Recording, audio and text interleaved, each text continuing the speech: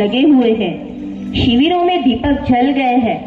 अपने शिविर में सम्राट अशोक अकेले टहल रहे हैं। उनके चेहरे पर चिंता की छाया है। तब द्वारपाल आता है।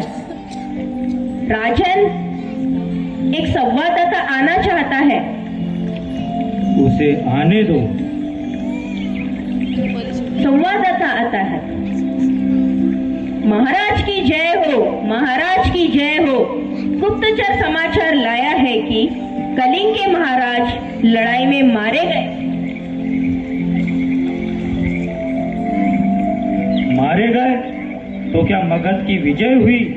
कलिंग जीत लिया गया है? संवाददाता चुप रहता है। बोलते क्यों नहीं तुम? चुप क्यों हो?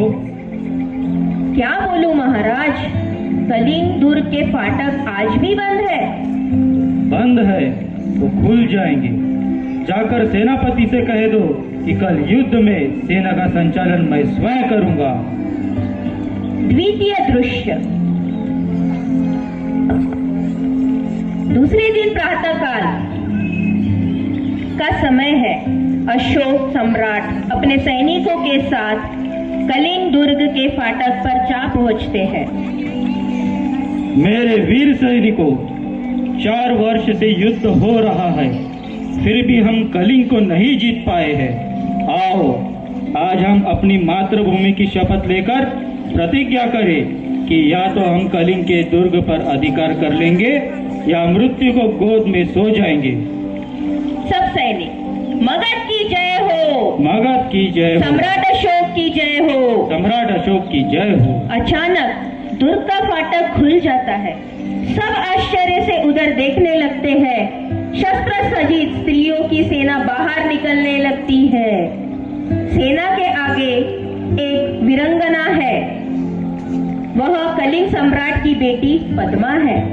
पद्मा, बहनों, जिस सेना ने तुम्हारे पिता, भाई, पुत्र और पति की हत्या की है, वह तुम्हारे सामने खड़ा है। आज उसी से तुम्हें डटकर लोहा लेना है। यह कौन है? क्या साक्षात दुर्गा कलिंग की रक्षा के लिए युद्ध भूमि में उतर आई है? क्या स्त्रियों से भी युद्ध करना होगा? क्या स्त्रियों का भी संहार करना होगा? नहीं, मैं ऐसा नहीं करूंगा। मुझे विजय नहीं चाहिए। मैं पाप नहीं करूंगा। इस पाप से भली आगे बढ़कर तुम कौन हो देवी? पद्मा, मैं कलिंग के महाराज की पुत्री हूँ। मैं हत्यारे अशोक की सेना से युद्ध करने आई हूँ। अशोक तो मैं ही हूँ राजकुमारी, परंतु तुम स्त्री हो। तुम्हारी सेना भी स्त्रियों की है। मैं स्त्रियों पर शस्त्र नहीं चलाऊंगा। क्यों महाराज? शास्त्र की आज्ञा है राजकुमारी। और शस्त्र की आज्ञा है कि तुम निरपराधियों की हत्या करो। फूंक दो उस शस्त्र को जो यह सब सिखाता है। मैं शस्त्र ज्ञान सीखने नहीं आई हूँ। कलिंग की स्त्रियां तुमसे दया की भीख नहीं मांगती। हम केवल युद्ध चाहती है। अशोक सिर झुका लेता है। पद्मा, सिर क्यों झुका लिया महाराज? मैं युद्ध चाहती हूँ, केवल युद्ध। बहुत हो चुका राजकुमारी, मैं अब युद्ध नहीं करूंगा।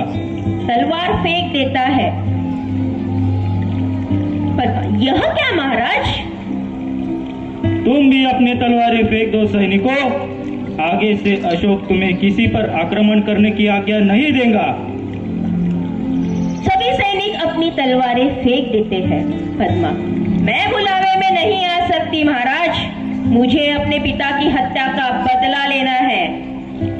सिर झुकाकर। तो लीजिए बदला राजकुमारी। मैं अपराधी हूँ। काट लीजिए इस सर को। मैं हथियार नहीं उठाऊंगा। मेरी प्रतिज्ञा अटल है। जाइए महाराज। स्त्रियां भी कभी निहत्तों पर वार नहीं करेगी। आप भी अपनी प्रतिज्ञा के लिए जीवित रहिए।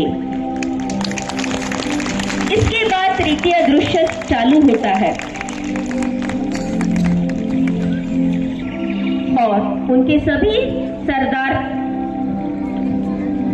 आगे बढ़ते हुए बौद्ध भिक्षु के सामने जाकर बैठते हैं। बौद्ध भिक्षु अशोक से प्रतिज्ञा करता हूँ कि मैं प्रतिज्ञा करता हूँ कि जब तक मेरे शरीर में प्राण रहेंगे मैं सबसे प्रेम करूंगा और मेरी करुणा का सदाव्रत आप सबको मिलता रहेगा।